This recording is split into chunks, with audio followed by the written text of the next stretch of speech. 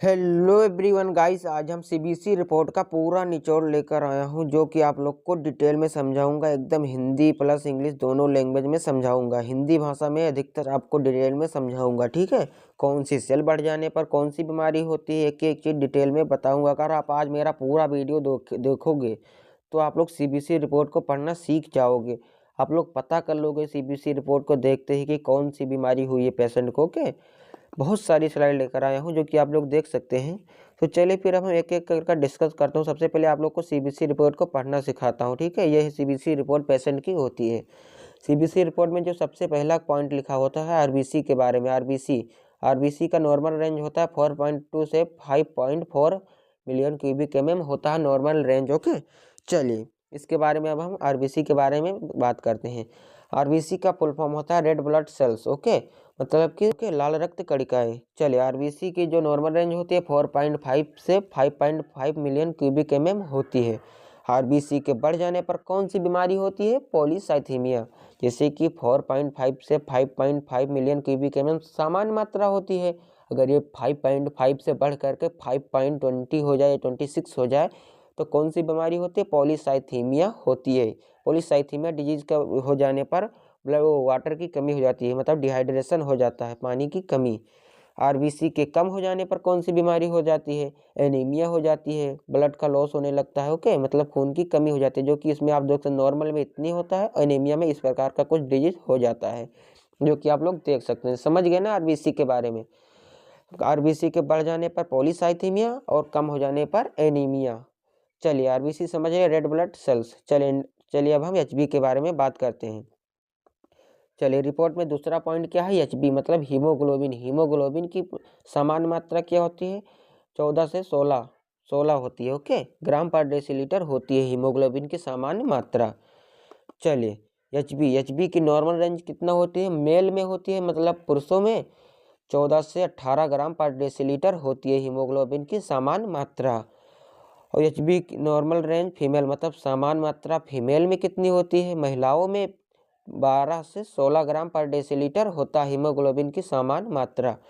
और हीमोग्लोबिन के बढ़ जाने पर कौन सी बीमारी होती है? पॉलीसाइथीमिया होती है, मतलब कि डिहाइड्रेशन होती है, पानी की कमी हो जाती है इससे कोई बढ़ जाने पर एचबी हीमोग्लोबिन मतलब पॉलीसाइथीमिया के, ओके।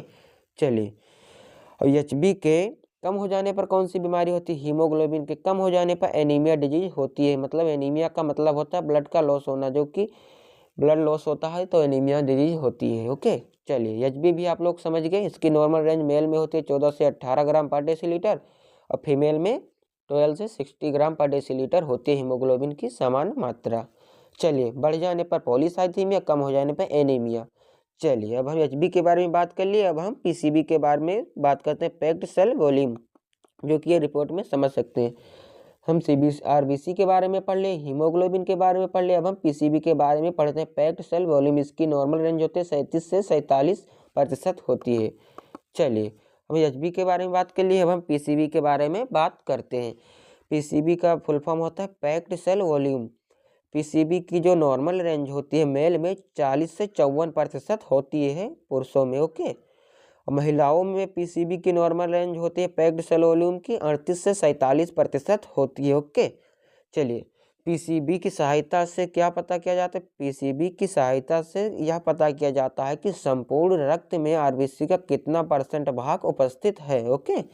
मतलब पैक्ड सेल वॉल्यूम से यह पता किया जाता है कि संपूर्ण रक्त में, मतलब शरीर में, पुरुषों के शरीर में जो रक्त है उसका कितना परसेंट भाग आरबीसी का उपस्थित है, ओके। मतलब ब्लड में कितना परसेंट भाग आरबीसी का उपस्थित है, रेड ब्लड सेल्स का, ओके। चलिए इससे यह पता किया किससे हम पता करते हैं? पैक्ड सेल वॉल्यूम से पता करते हैं कि संपूर्ण रक्त में आरबीसी का कितना प्रतिशत भाग उपस्थित है। चलिए अब पीसीबी के बढ़ जाने पर कौन सी बीमारी होती है? पॉलीसाइथीमिया डिजीज होती है, ओके, जो कि अभी आप लोग पढ़कर आ गए हैं।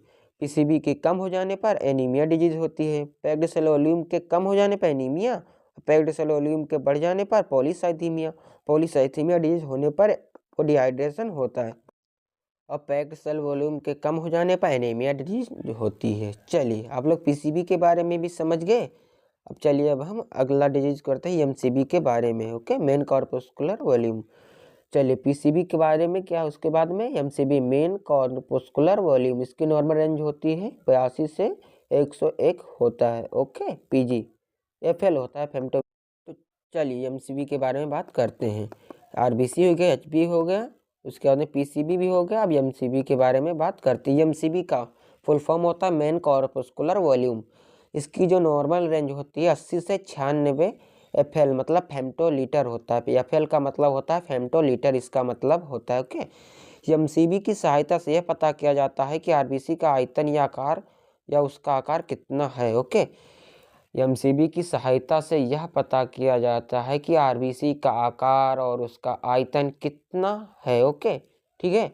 एमसीबी के बढ़ जाने को माइक्रोसाइट कहते हैं। माइक्रो मतलब छोटा और साइट मतलब सेल्स होता है। ओके, और एमसीबी के कम हो जाने पर माइक्रोसाइट कहते हैं। माइक्रो मतलब होता है छोटा और मैक्रो का मतलब होता है बड़ा। ओके, चलिए एमसीबी के बारे में आप लोग समझ गए ना। एमसीबी के बढ़ जाने पर मैक्रोसाइट होता है और एमसीबी के कम हो जाने पर माइक्रोसाइट होता है डिजीज।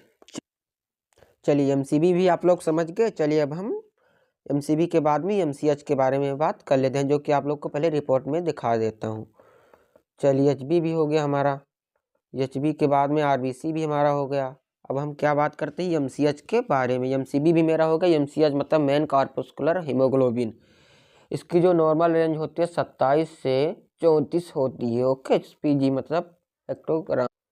चलिए ये एमसीएच का नॉर्मल रेंज क्या होता है 27 से 34 पिकोग्राम होता है। चलिए अब हम आगे बढ़ते हैं, इसके बारे में समझते हैं एमसीएच के। और एचबी भी मेरा होगा, पीसीबी भी हो गया, एमसीबी हो गया, एमसीएच। एमसीएच का मतलब होता है full form main corpuscular haemoglobin. Okay, तो एमसीएच की जो नॉर्मल रेंज होती है 27 से 33 पीजी मतलब पिकोग्राम, ये सबसे छोटी यूनिट होती है। ओके, चलिए एमसीएच की सहायता से यह पता किया जाता है कि हर एक आरबीसी के ऊपर कितना % हीमोग्लोबिन उपस्थित है। ओके, एमसीएच की सहायता से यह पता किया जाता है कि हर एक आरबीसी के ऊपर कितना % हीमोग्लोबिन उपस्थित है। ओके, हीमोग्लोबिन आरबीसी और आरबीसी की सतह पर ही हीमोग्लोबिन उपस्थित होता है। अगर आरबीसी की आकार बढ़ेगी तो हीमोग्लोबिन का भी आकार बढ़ना होगा। ओके, जैसे क्योंकि उसी की सतह पर ही उपस्थित होता है, जो कि आप लोग देख सकते हैं। एमसीएच की मात्रा बढ़ जाने पर आरबीसी का आकार भी बढ़ जाएगा। ठीक है, अगर एमसीएच की मात्रा बढ़ेगी तो आरबीसी का आकार भी बढ़ेगा, क्योंकि आरबीसी के आकार पर ही हीमोग्लोबिन भी है। ओके, आरबीसी की सतह पर हीमोग्लोबिन होता है। ठीक है, एमसीएच के बढ़ जाने को माइक्रोसाइट कहते हैं और एमसीएच के कम हो जाने पर माइक्रोसाइट एनीमिया कहते हैं। ये भी एनीमिया ही होता है। माइक्रोसाइट मतलब एनीमिया होता है कि एमसीएच के कम हो जाने पर माइक्रोसाइट मतलब छोटा, माइक्रो मतलब छोटा और मैक्रो मतलब बड़ा, जो कि आप लोग देख सकते हैं। बढ़ जाने को माइक्रोसाइट कहते हैं, एमसीएच मतलब कम हो जाने पर माइक्रोसाइट एनीमिया कहते हैं। चलिए एमसीएच के बारे में आप लोग समझ ले। एमसीएच के बारे में बाद में आरडीडब्ल्यू होता है। ओके, जो कि आप लोग को पहले रिपोर्ट में दिखा देता हूँ आप लोग को। ये है आरडीडब्ल्यू। आरडीडब्ल्यू का फुल फॉर्म होता है red cell distribution width. Okay, इसका जो नॉर्मल रेंज होता है 11.5 से 40 होता है। ठीक है, चलिए अब हम आरडीडब्ल्यू के बारे में बात कर लेते हैं। CC, RBC, HB, PCB, MCB, MCH, RDW. RDW का मतलब होता है red blood cells distribution wide, ये इसका फुल फॉर्म होता है। कि आरडीडब्ल्यू की जो नॉर्मल रेंज होती है 11 से 14% होती है। ओके, आरडीडब्ल्यू की सहायता से क्या पता किया जाता है आप लोग को बताता हूँ। आरडीडब्ल्यू की सहायता से यह पता किया जाता है कि हर एक आरबीसी के आकार और संख्या में कितना परिवर्तन हुआ है। ओके, आरडीडब्ल्यू की सहायता से यह पता किया जाता है कि आरबीसी के आकार और संख्या में कितना परिवर्तन हुआ है, क्योंकि आरडीडब्ल्यू का आकार अलग होता है, आरबीसी का आकार अलग होता है। क्योंकि अगर आरडीडब्ल्यू बढ़ेगा तो आरबीसी भी बढ़ेगा। ओके, इसका आकार में परिवर्तन होगा, क्योंकि इसका संख्या अलग होता है, इसका आरडीडब्ल्यू का आकार और संख्या अलग होता है, क्योंकि इसमें परिवर्तन होगा। ठीक है, आरडीडब्ल्यू की मात्रा बढ़ जाने पर आरबीसी का आकार और संख्या में बहुत परिवर्तन होता है, क्योंकि आरबीसी का आकार और संख्या अलग होता है, आरडीडब्ल्यू का आकार और संख्या अलग होता है। ओके, चलिए आरडीडब्ल्यू का नॉर्मल रेंज 13 से 14% होता है। आरडीडब्ल्यू के मात्रा बढ़ जाने पर आरबीसी का आकार और संख्या में बहुत परिवर्तन हो जाता है। ओके, चलिए RDW के बारे में आप लोग पढ़ लिए, उसके बाद में हम WBC के बारे में बात कर लेते हैं। ठीक है, चलिए अब हम बढ़ते हैं RDW के बारे में, समझ लिए। अब हम WBC के बारे में बात कर लेते हैं, जो कि सबसे पहले आप लोग को रिपोर्ट में समझा देता हूँ। चलिए PCB, HB, RBC सब लोग सब कुछ समझ गए। ठीक है, अब हम क्या WBC के बारे में बात करते हैं। Okay, total leucocyte count. WBC की जो नॉर्मल रेंज होती है 4300 से 10,300 होता है। ओके, WBC की नॉर्मल रेंज। चलिए फिर अब हम स्टार्ट करते हैं WBC के बारे में। PCB, MCB, MCS ऐसा होगा WBC के बारे में। वाइट ब्लड सेल्स, इसकी जो नॉर्मल रेंज होती है 4.5 से मतलब 4.5 से 11,000, 4,500 से 11,000, थाउजेंड का मतलब होता है हज़ार, मतलब 4500 से 11,000 होता है। ओके, इसकी नॉर्मल रेंज। और WBC की सहायता से यह पता किया जाता है कि शरीर में WBC कितनी मात्रा में उपस्थित है। ओके, WBC की सहायता से यह पता किया जाता है कि शरीर में WBC की मात्रा कितना % उपस्थित होता है। ओके, चलिए, यदि WBC की मात्रा कम या ज़्यादा हो तो इससे यह पता करते हैं कि शरीर में कौन सा संक्रमण हुआ है। ओके, WBC की मात्रा से यह पता करते हैं, अगर ये मात्रा कम या ज़्यादा होगा तो इससे यही पता चलता है कि शरीर में कोई ना कोई संक्रमण हुआ है। ओके, चाहे वो वायरल इन्फेक्शन हुआ हो या एलर्जी हुआ हो, कोई ना कोई इन्फेक्शन हुआ है। ओके, और WBC के बढ़ जाने पर कौन सा बीमारी होता है, ल्यूकोसाइटोसिस होता है। ओके, ल्यूकोसाइटोसिस ये बढ़ जाने पर, और WBC के कम हो जाने पर ल्यूकोपोनिया होता है। ओके, ल्यूकोपोनिया डिजीज होती है। चलिए, व्हाइट ब्लड सेल्स, WBC आप लोग समझ गए। चलिए, WBC के बाद में अब हम न्यूट्रोफिल्स के बारे में बात कर लेते हैं, जो कि पहले आप लोग को रिपोर्ट में दिखा देता हूँ। एक एक चीज लाइन से एक एक चीज डिटेल में बताता हुआ चला आया हूँ। ठीक है, अब आप लोग क्या समझ ले, WBC पढ़ ले, उसके बाद में क्या अब हम पढ़ेंगे न्यूट्रोफिल्स काउंट। ओके, इसकी जो नॉर्मल रेंज होती है 2,000 से 7,000 होती है। चलिए अब हम बात कर लेते हैं न्यूट्रोफिल्स की। PCB हो गया, MCB भी हो गया, MCH भी हो गया, RDW भी है, WBC हो गया। न्यूट्रोफिल्स की जो नॉर्मल रेंज होती है वो 2,000 से 7,000 पर क्यूबिक mm होती है। और न्यूट्रोफिल्स की सबसे ज़्यादा मात्रा में पाई जाती है। ओके, न्यूट्रोफिल्स सबसे ज़्यादा मात्रा में पाई जाती है। ओके, शरीर में किसी भी प्रकार का संक्रमण होने पर न्यूट्रोफिल्स की संख्या बढ़ जाती है। कोई भी संक्रमण हो जाएगा अगर शरीर में कोई भी संक्रमण, तो इसकी संख्या तुरंत न्यूट्रोफिल्स की 2,000 से 7,000 नॉर्मल होती है, 7,000 से 8,000 9,000 बढ़ जाती है। ठीक है, क्यूबिक mm हो जाती है। कोई भी संक्रमण हो जाएगा तो तुरंत न्यूट्रोफिल्स की संख्या बढ़ जाती है। न्यूट्रोफिल्स की बढ़ जाने पर कौन सी डिजीज होती है, न्यूट्रोफिलिया कहा जाता है। ये न्यूट्रोफिलिया नामक डिजीज होती है। और न्यूट्रोफिल्स के कम होने पर न्यूट्रोपीनिया कहते हैं। ओके, पीनिया और फिलिया, ये पीनिया मतलब होता है कम और फिलिया मतलब ज़्यादा। न्यूट्रोफिल्स की बढ़ जाने पर न्यूट्रोफिलिया और कम हो जाने पर न्यूट्रोपीनिया होती है। ओके, चलिए अब हम न्यूट्रोफिल्स के बारे में भी बात कर ले। अब हम मोनोसाइट्स के बारे में बात करते हैं, जो कि आप लोग को पहले रिपोर्ट में दिखा देता हूँ। RDWM से ऐसा पूरा जो कि मैं आप लोग को पढ़ाता हुआ चला आया हूँ। अब हम लिम्फोसाइट के बारे में बात करते हैं। लिम्फोसाइट काउंट, जो कि आप लोग ये देख सकते हैं, इसकी जो नॉर्मल रेंज होती है 1,000 से 3,000 पर क्यूबिक mm होती है। तो चलिए अब हम बात करते हैं लिम्फोसाइट के बारे में। चलिए, लिम्फोसाइट अब हम लोग पढ़ लिए हैं। ये लिम्फोसाइट्स की जो नॉर्मल रेंज होती है 1,000 से 3,000 पर क्यूबिक mm लिम्फोसाइट की नॉर्मल रेंज होती है। और लिम्फोसाइट्स की सहायता से यह पता है जैसे शरीर में किसी भी प्रकार का इन्फ्लामेशन हो जाने पर लिम्फोसाइट की संख्या बढ़ जाती है। शरीर में किसी भी प्रकार का इन्फ्लामेशन हो जाएगा तो इसकी संख्या तुरंत बढ़ जाएगी लिम्फोसाइट की। ठीक है, तो इन्फ्लामेशन का मतलब होता है सूजन, मतलब स्वेलिंग। ओके, चलिए, शरीर में किसी भी प्रकार का इन्फ्लामेशन होगा तो तुरंत लिम्फोसाइट की संख्या बढ़ जाती है। ठीक है, इन्फ्लामेशन होने पर लिम्फोसाइट की संख्या बढ़ जाती है। ठीक है, लिम्फोसाइट के बढ़ जाने को लिम्फोसाइटोसिस कहा जाता है, लिम्फोसाइटोसिस डिजीज कहा जाता है। ओके, लिम्फोसाइट के कम हो जाने पर लिम्फोसाइटोपिनिया कहते हैं। चलिए, लिम्फोसाइट के बारे में भी आप लोग समझ लिए। ठीक है, चलिए अब हम मोनोसाइट के बारे में बात कर लेते हैं। चलिए, पहले आप लोग को रिपोर्ट में दिखा देता हूँ मोनोसाइट के बारे में, उसके बाद में आप लोग को बताऊंगा। MCB, SHB, RBC भी पढ़ लिए हैं। चलिए अब हम मोनोसाइट के बारे में बात कर लेते हैं। चलिए मोनोसाइट ये है, मोनोसाइट के बारे में बात कर लेते हैं। इसकी 2000 से 1000 पर क्यूबिक एमएम नॉर्मल रेंज होती है, ठीक है। चलिए हम बात कर लेते हैं मोनोसाइट के बारे में, ठीक है। चलिए ये आरबीसी, एचबी ये सब हो गया, पीसीबी, एमसीबी, एमसीआई, आरडीडब्ल्यू ये सब, डब्ल्यूबीसी सब न्यूट्रोफिल, लिम्फोसाइट भी हो गया। अब मोनोसाइट का बात कर लेते हैं।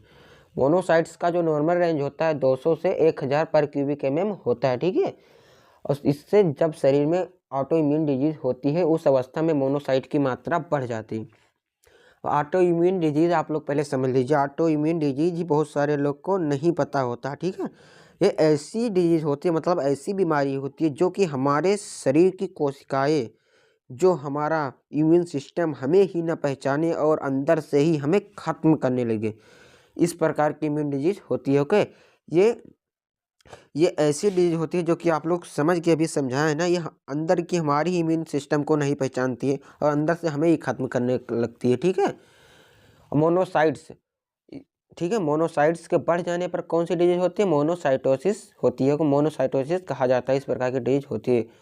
और मोनोसाइट्स के कम हो जाने पर मोनोसाइटोपिनिया कहते हैं, ठीक है, पीनिया और साइटोसिस ये बेसिकली इस प्रकार के होते हैं। मोनोसाइट्स के कम हो जाने पर मोनोसाइटोपिनिया और बढ़ जाने पर मोनोसाइटोसिस, ठीक है। कम हो जाने पर मोनोसाइटोपिनिया और बढ़ जाने पर मोनोसाइटोसिस होती है, ठीक है। चलिए मोनोसाइट्स भी पढ़ लिए, अब चलिए आगे बढ़ते हैं। अब हम यूसिनोफिल्स के बारे में बात करते हैं, ठीक है। चलिए सबसे पहले आप लोग को रिपोर्ट में दिखा देता हूँ, उसके बाद में आप लोग को बताता हूँ, ठीक है। चलिए अब हम मोनोसाइट्स भी पढ़ लिए, उसके बाद में हम यूसिनोफिल्स के बारे में बात करते हैं, ठीक है। लिम्फोसाइट भी होगा, अब यूसिनोफिल्स के बारे में बात करते हैं, ठीक है। इसकी जो नॉर्मल रेंज होती है 20 से 500 होती है, ठीक है। 20 से 500 पर क्यूबिक एमएम होती है, ठीक है, यूसिनोफिल्स की नॉर्मल रेंज। चलिए हीमोग्लोबिन भी, पीसीबी पढ़ लिए, एमसीबी भी, MCH, RDW, WBC, neutrophil, lymphocyte, monocytes भी पढ़ लिए। हम यूसिनोफिल्स के बारे में बात कर लेते हैं। यूसिनोफिल्स के जो नॉर्मल रेंज होते हैं 20 से 500 पर क्यूबिक एमएम होती है, ठीक है। और जब शरीर में कोई एलर्जी या अस्थमा होता है तब यूसिनोफिल्स की संख्या बढ़ जाती है, ठीक है। कोई भी एलर्जी बॉडी में हो जाए शरीर में तो या अस्थमा हो जाए तब इसकी संख्या बढ़ जाती है, ठीक है, यूसिनोफिल्स की, ठीक है। और यूसिनोफिल्स के बढ़ जाने को क्या कहते हैं? यूसिनोफिलिया कहते हैं, ठीक है। यूसिनोफिल्स के कम हो जाने पर यूसिनोपिनिया कहते हैं और बढ़ जाने पर यूसिनोफिलिया कहते हैं, ठीक है। चलिए यूसिनोफिल्स के नॉर्मल रेंज समझ गए, 20 से 500 पर ग्राम क्यूबिक एमएम होती है, ठीक है, पर क्यूबिक एमएम होती है। और शरीर में कोई एलर्जी या अस्थमा हो जाएगा तो यूसिनोफिल्स की संख्या बढ़ जाती है, ठीक है, यूसिनोफिल्स बढ़ जाती है। यूसिनोफिल्स के बढ़ जाने पर यूसिनोफिलिया और यूसिनोफिल्स के कम हो जाने को यूसिनोपिनिया कहते हैं, ठीक है। आप लोग समझ गए ना, एक एक चीज पूरा डिटेल में एक एक चीज़ मैं आप लोग को बता दिया हूँ, ठीक है। चलिए अब हम नेक्स्ट स्लाइड पर बढ़ते हैं। Thanks for watching. कल फिर मिलते हैं कौन नए बेहतरीन वीडियो के साथ में, जो कि आज आप लोग को डिटेल में एक एक चीज़ बताया गया सीबीसी रिपोर्ट के बारे में। आप लोग वीडियो को बैक करके भी देख सकते हैं, एक एक चीज़ डिटेल में समझ सकते हैं, ठीक है। चलिए फिर कल फिर मिलते हैं कौन नई बेहतरीन वीडियो।